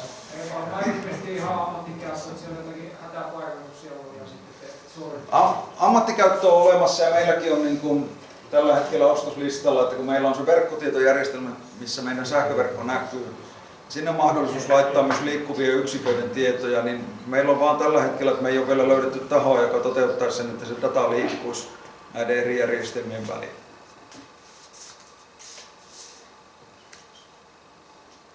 No sitten toistimista pikkusen tarinaa. Yleisimmät toistiasemat on Motorola ja Hyteran malleja, mutta on olemassa muunkin merkkisiä, ainakin Simocoa on ja Vertex Standardia ja varmaan muutamaa muutakin, en muista mitä kaikkia merkkiä tällä hetkellä. Niin kuin alussa kerroin, niin siellä on näitä merkkikohtaisia juttuja ja esimerkiksi tuohon Motorolan amatöörikerhon verkkoon saa liittää vain Motorolan toistimia ja kun sillä verkolla on tällä hetkellä ehkä se paras kattavuus, niin se on ehkä se suositeltavin, mutta ei välttämättä. Eurooppalainen mallimerkintä tälle on DR3000 ja sitten nyt on myynnissä semmoista puolta matalampaa, en muista sen mallimerkintää, joka on täysin alusta alkaen tehty toistinaseman käyttöön. Eli tämän sisällä on 2 mobiiliradioa ja pikkusen muuta sälää. Se mikä siinä on hyvä, että sillä on 2 mobiiliradioa, niin esimerkiksi realisoitu meillä, kun me ostettiin Jenkeistä se käytetty toistin, niin meillähän siitä rikkoutui pääteaste noin niin kuin muutaman päivän sisällä. Niin me avattiin ne 2 mobiiliradioa ja vaihdettiin piirilevyt ristiin niin, että otettiin vastaanotin radion piirilevy sinne lähetin puolelle ja laitettiin tahnat väliin ja sillä se on nyt toiminnassa. Meillä on toisessa radiossa siellä rikkinäinen lähetin, mutta kun se on nyt sillä vastaanotin käytössä, niin se ei haittaa. Mutta se uudempi, matalampi malli, se on tehty alun perinkin ihan toistiaseman käyttöön.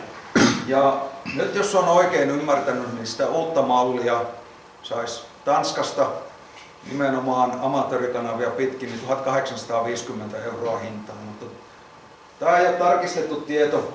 Se voi olla, että se hinta koskee tätäkin mallia, mutta tuommoiset juorut helposti muuttuu tuolta, kun niitä kerrotaan kaverilta toiselle. Mutta kuitenkin hirveän kilpailukykyisen hintaan Tanskasta saa jotain Motorolan toistinta, jota voidaan hyödyntää amatööriverkossa. Jenkkilässä vastaavat tyyppimerkinnät on XPR 8300, joka on meilläkin tuo käytössä oleva toistin.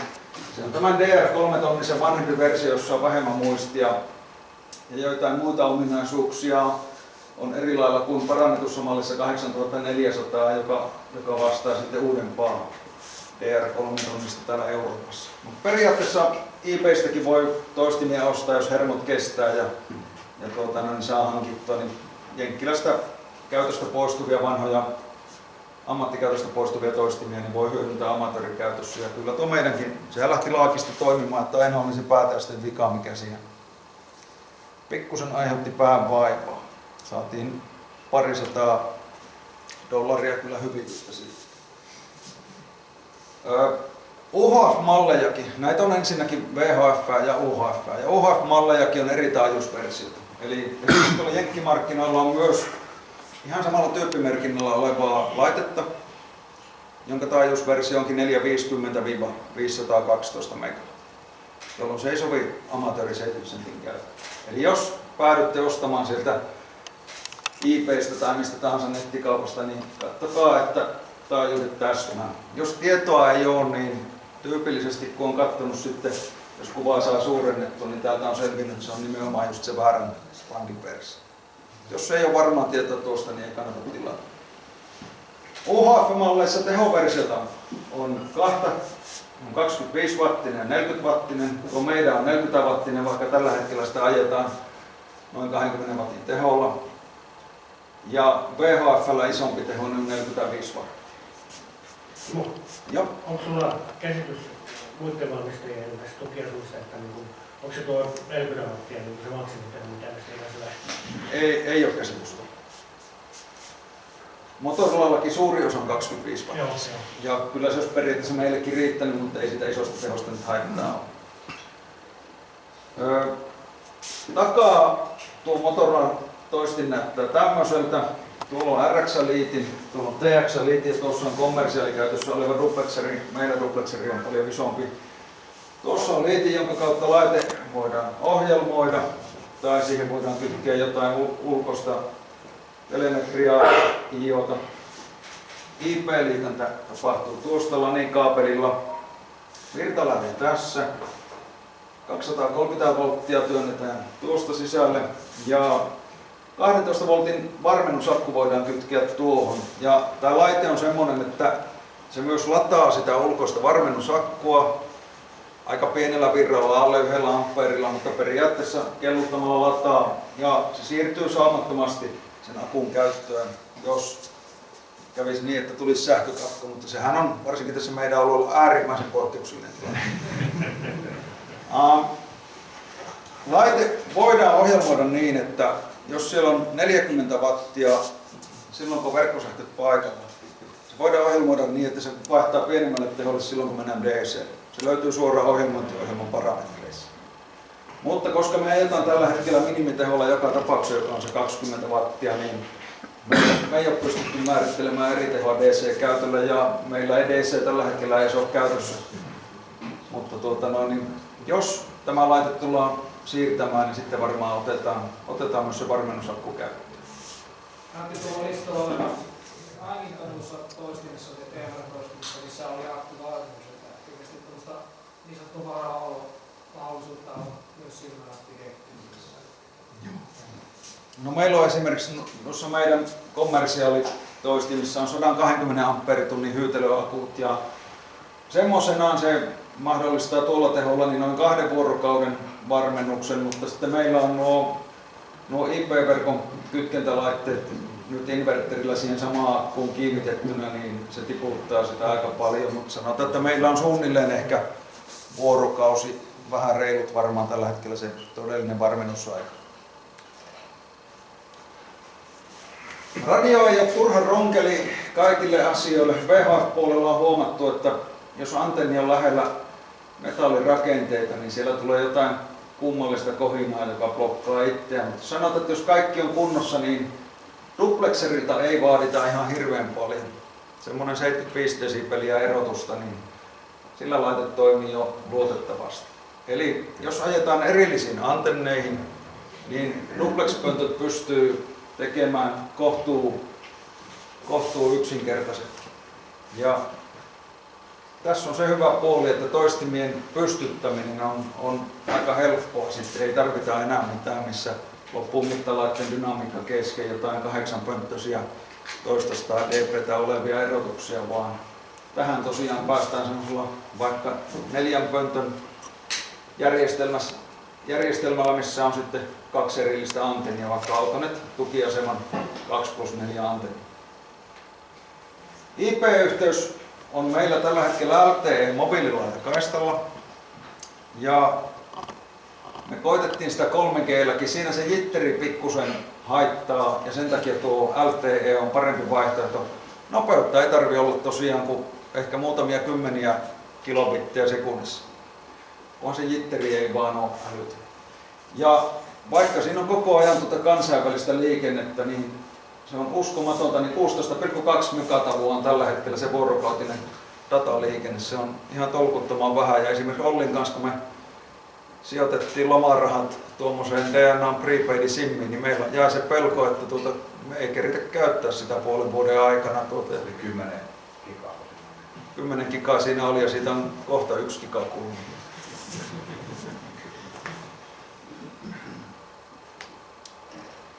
Tuossa on sitä meidän käytössä olevasta toistimesta pikkusen tietoja, eli se on nimenomaan tämä vanhempi malli, 40-wattinen. Olli bongasi sen eBaystä ja niin minä sen hankin. Hintaa sille ensin tuli noin 1500. Tullille tilitettiin alvit sen huutohinnan ja rahdin päälle, mutta sitten koska se pääteaste rikkoutui, niin me saatiin sitä $200 palautus. Alveja ei lähdetty vinkumaan takaisin, koska todettiin, että ei osattu toimia byrokratian kanssa tai kaikki oli liian laiskoja. En tiedä, olisiko se ollut mahdollista. Se on tällä hetkellä tuolla Kempeleen analogisen toistimen tilalla tuolla meidän lämpölaitoksella, niin kuin kerroin. Ja keskustelu on käynnissä Oulun veden kanssa, Oulun kaupungin kanssa, että jos se mahdollisesti myöhemmin siirtyisi Maikkulaan. Ja yhtenä perusteena tässä on se, että niin sitä voidaan hyödyntää myös sitten Vapepa-toimien tukemiseen. Eli amatöörit voisi toimia Vapepan viestijutuissa ja tuommoinen hyvin kuuluva paikka varmennetulla sähköllä, niin sitä kautta saada sitten vapaaehtoisten yhteydet kulkemaan, jos on jotain poikkeuksellista tilannetta. 1300 € se nyt on vain tämän tapauksen sattunut hinta. Jos homma Tanskasta se uuden, niin se on 1850. Ja tällä hetkellä eBaystä voi löytää jopa alle $1,000, mutta sitten sinne tulee aina ne rahdit ja alvit ja se on vähän tuurissaan sitten, että minkä kuntoisia. Että kyllä tuo meidänkin laite niin aika monta mailia on jo nähnyt, että katsotaan kuinka pitkäikäinen se tulee olemaan. Mutta toistaiseksi toimii. Kuuluvuusalue mallinnettuna radiomobiililla tällä hetkellä on suunnilleen tämmöinen.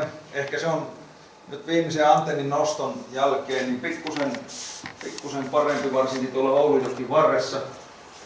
Ja nyt ollaan siinä tilanteessa, että Ollikin pääsee jopa sisältä käsikapulla toistumille, että palvelee silleen. Mutta sanotaan, että Oulujoen pohjoispuolella niin merialueita lukuottamatta niin ei juuri kuuluvuutta ole.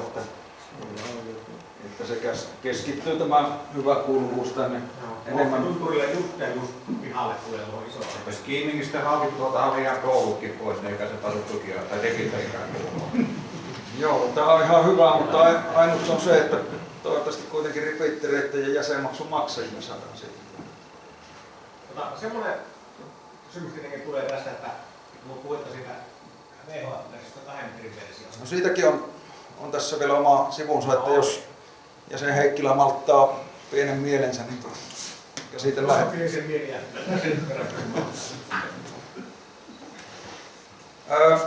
Tämä on eri mittakaavassa. Eli jos me päästään sinne Maikkulaan, niin tämä on nyt se, en muista oliko tämä 4-elementtisellä ymppi-antennilla niin kuin mallinnettu, mutta että kuuluvuus on selvästi parempi. Sanotaan tuonne johonkin haukutaan ammattikoulun nurkille.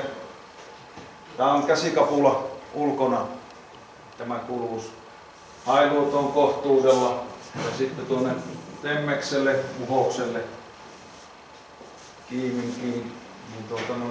Maikkulasta tämmöinen on arvioitu, mutta se nyt sitten, mä käyn siellä varmaan lähipäivinä pyörähtää, niin näkee, että miten se fyysisesti saadaan se antenni sijoitettua sinne, että onko se oikeasti semmoinen paikka, että ei joku kupoli varjosta johonkin suuntaan. Siellä Viestimaa on kertonut, että siellä on aika paljon rajoitteita, että miten järkevästi voi asentaa, koska Viestimaa on sen kaupungin nykyisen DMR-tukiaseman sinne laittanut. Onko tuo vallinnassa kanssa sillä 20 wattilla? Ei ole, vaan tämä on käsipuhelimen teholla tehty, että se balanssi tavallaan mielessä, että se todennäköisesti kuuluu kauas. Muistaakseni käytin 3 wattia tässä teholla. Että nimenomaan niinpä, että miltä alueelta käsipuhelimella tämä on porkittamassa. Missä paikka on se Maikkulaan? Kysy, että mihin Maikkulaan tulee. Joo, Pesitorni. Paremmin tilanne. No Maikkula vesitornista ne vain kaupungin väki puhuu, mutta Nutilan kangasta tai Patamäkeä se on. No sitten semmonen mielenkiintoinen tässä nyt jo alun perinkin tuo hetkinen, tuossa on DRM, mutta sen DMR kirjoitusvirhe taas pitää korjata. Alun perinkin tämä digitaalitoistimen hankinta niin pikkusen herätti vastarintaa viime vuoden puolella, mutta sitten kun se lähti etenemään, niin tapahtui aika nopeasti. Ja nyt sitten meillä olisi mahdollisuus, todennäköisesti en ole nyt varmistanut kauppialta, mutta meillä olisi mahdollisuus ostaa todella edullisesti Oulusta käytöstä poistuva 2 metrin tai VHF-malli, jossa on kaikki samat toiminnot kuin tuossa 70 sentilläkin. Ja tässä on nyt harkinnassa, että josko se hankittaisiin, se olisi aika lailla päänavaus Suomessa, mutta myös Erik, meidän toistiasemakoordinaattori, oli hyvin kiinnostunut tämmöistä jutusta. Ja siinä oli ajatuksena se, että me saataisiin varsinkin autoasemien käyttöön DMR-repeateri. Ja idea oli se, että kun tällä hetkellä lähes kaikki autokoneet, käsikoneet on single-pandereita, mutta dual-modeja, niin jos ihmisellä tai radioamatöörillä on autossaan vain yksi kone. Jyväskylän pohjoispuolella lähes kaikki toistinliikenne analogisella puolella on 2 metriä. Eli kun liikuskelee, on se sitten kotinurkilla tai muualla täällä pohjoisempana, niin mielellään olisi aina se 2 metrin autokone. Silloin jos sinne hommaa 70 sentin DMR-koneen, niin esimerkiksi tässä Oulun nurkilla toistaiseksi tilanne on se, että pitää ajaa aika kauas ennen kuin on seuraava toistin, mitä voi vorkkia. Mutta jos meillä on se 2 metrin DMR-toistin käytettävissä, 2 metrin digitaalinen autokone, niin sillä voi täällä vorkkia DMR ja kaikkialla 2 metrin analogisia. Ja nyt jos ajatellaan, että niin se olisi mahdollista, niin meidän ei tarvitse ostaa muuta kuin 1 2 metrin toistin. Ja pikkusen epäsuoran logiikan kautta se hyödyttäisi aika isoa porukkaa, koska se mahdollistaa sen, että ne autokoneet on sitten 2 metrin autokoneet, niin pikkuhiljaa siirtyisi digitaaliselle puolelle. Ne, jotka haluaa autokoneella vorkkia. Mikään ei estä edelleen vorkkimasta 70 sentin kautta käsipuhelimilla, autopuhelimilla ja käyttämällä 70 sentin radioakin analogisena, mutta 2 metrillä saataisiin mielenkiintoisia mahdollisuuksia ja pystyisi yhdellä autokoneella tosiaan vorkkimaan. Mä ainakin itse tykkään tästä ideasta, mutta katsotaan nyt saako tämä yleistä kannatusta. Nämä on sitten yhdessä nämä 2 metriä 70 senttiä toistimissa käytössä. Sä et välttämättä huomaa, että millaiset vasta-asemat, kumpaa kautta se vasta-asema. Juuri näin. Ja periaatteessa me pystyttäisiin jopa se lokaali 9-ryhmäkin koplaamaan yhteen, mutta se ei välttämättä ole tarpeen, koska jos meillä on tämä alueryhmä TG8 yhdessä, niin meillä on kaikki toiminnot täysin samat molemmissa. Sä voit autosta vorkkia tuolla VHF-koneella, kotoa 70 sentin käsikoneella ja kaikki jutut toimii yhteen. Että tää on tässä mahdollisuuksia ja sitten se mikä olisi mahtavaa, niin meillähän oli analogisen toistimen kanssa ongelmia tuolla Kiimingin yleisradioasemalla. Nyt jos me saataisiin viranomaiselta lupaa anottua hieman alemmalle taajuudelle, esimerkiksi vaikka sinne R2, R3 toistinkanavien väliin tai vaikka sinne 575 tai johonkin, niin se voi olla, että ne häiriöt, mitkä aikaisemmin teki ongelman siellä Kiimingissä, niin ne ei välttämättä toistuisi tämän kanssa. Niin se voisi olla, että me voitaisiin hyödyntääkin se loistava repeateripaikka sitten tuolla. Tuossa on taas eri mittakaavalla oleva kuuluvuus. Se on sillä Kiimingin yleisradioaseman nykyisellä antennilla mallinnettuna. En muista nyt mille teholle tämä oli, mutta suunnilleen tältä alueelta se toimii analogisenakin silloin. Eli suunnilleen Vaalaan asti oli kuuluvuutta tuonne Kajaanin suuntaan, lähelle Raahea, Kuivaniemeä, Pudasjärveä. Eli näin valtava kuuluvuus saataisiin, jos se lähtee toimimaan. Mutta tekninen riski tässä on, että se ei välttämättä siellä paikassa tule koskaan näin toimimaan ja silloin meidän pitäisi tietenkin miettiä, että mihin sitten.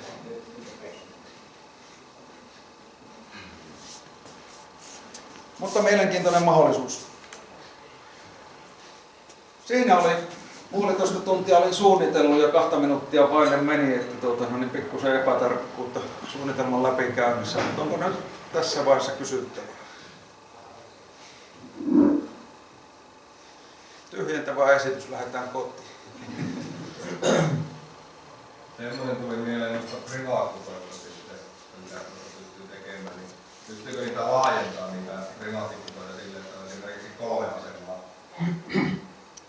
Ei pysty. Ja se on ainoastaan niin tuo. Mutta tuolla järjestelmässä on semmoisia, mitä mä en listannut. Siellä on niin sanottuja taktisia ad hoc ryhmiä, eli jos niin ottaa niitä käyttöön, niin kaikki, jotka laittaa sen saman puheryhmän päälle, niin pääsee siihen kiinni sitten. Taktinen OH8 hallitus. Muut pysykö tuolla? Onko muuta vielä mielen päällä? Jos siellä netissä joku semmoinen sivu, mistä näkee noin signaalipuolet, kun mä tuonne Eerikille, se oli Tanskassa 2 LAK, niin pidin usoitusta TMS heti katsoin, että jaa, sulla on tuo signaali 120 tuonne toistumelle. Joo, toi meidän RSS on pikkusen skottilainen. Mä katsoin, jos mulla tuossa on se, jos tää kone nyt on edes verkossa, kun mä en muista, tässä tilassa varmaan vieraspeilla, niin ainakin toimii, niin saatan päästä jopa sinne. Pystyykö tuohon USB-tikkuun ottaa useampi sitten puhelinyhteyttä, vaan on se ihan yhden Pystyy usein. Siinä on mahdollisuus rajoittaa sitä jotenkin niin, että niin, jos haluaa blokata jotain liikennettä pois, mä en muista kummin päin se oli, mutta periaatteessa se on ihan niin kuin toistin. Joo. Paitsi että se on vain simplex tai. Tämä on varmaan yhteinen tikku, laittaa sinne vesitoon. Yhdellä tikulla. Eli se Zeebruggen Minimal Networks Control Center näyttää tämmöiseltä ja tuolla esimerkiksi näkyy, että tuolla brittiryhmässä on koko ajan liikennettä ja tämä järjestelmä raportoi, että millä signaalivoimakkuudella ne tulee tuonne. Nyt joku Oulussa painotaan ja tuli 87,5 miinus dpm tuonne toistin. Mulla on se veikkaus, että tämä on pikkusen skottilainen tuo näyttö tuossa meidän toistimessa, mutta sillä nyt ei sinänsä ole väliä, se tuonne miinus 120 ja vähän sen alla niin kuitenkin toistaa liikenteen.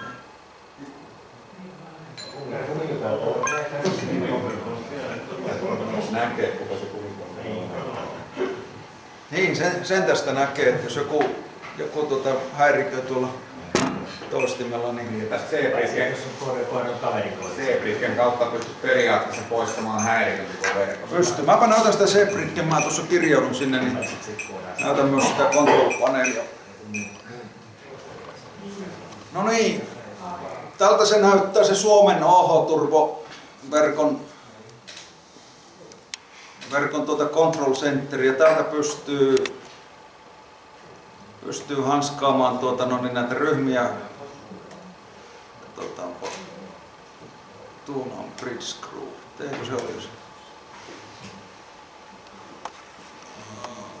Taas vähän aikaa kun on käyttänyt, niin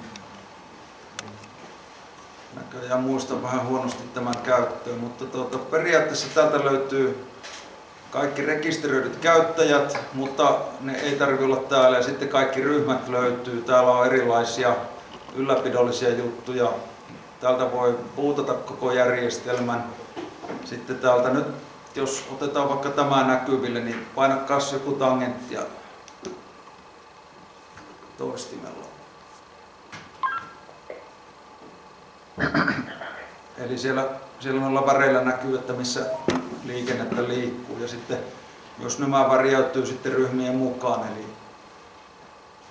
tällä pystyy hyvin kattavasti katsomaan, että jos vaikka alkaa joku liikenne tökkimään, niin tästä näkee, että mikä toistin ei toimi ja sitten voi alkaa kaivaa sitä syytä. Ja tuossa on logia. Sitten on tämmöinen, painakaapas nyt joku tangentti.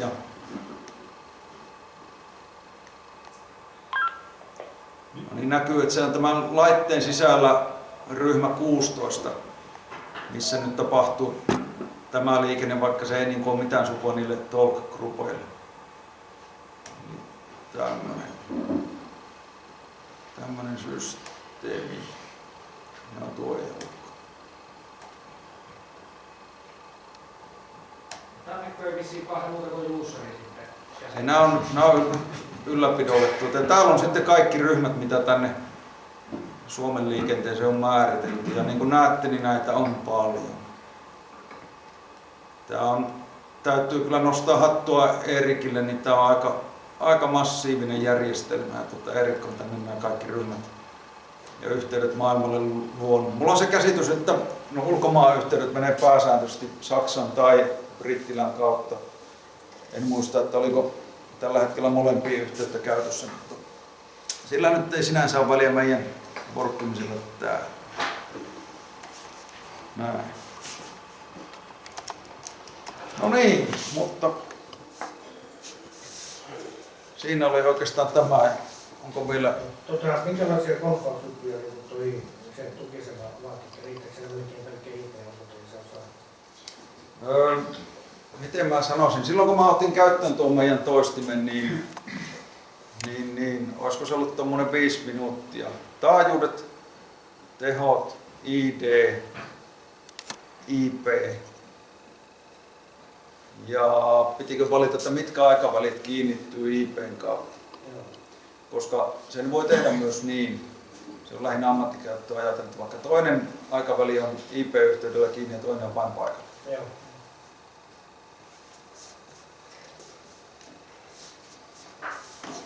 Alright, se siitä jos ei muita kysymyksiä, niin päätetään tilaisuus tämän osalta. Poistumistiet on vapaat.